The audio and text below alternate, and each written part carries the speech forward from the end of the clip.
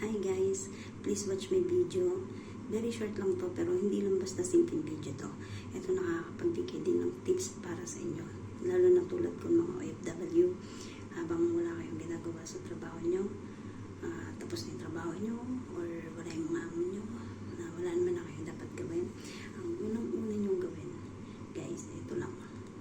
Kunin nyo lang yung channel, and then magbunot kayo ng puti na buhok. Alam nyo yung tip na sinasabi ko. Una, pag bunot kayo ng puting buhok, syempre nakakapagpalipas ng oras yan.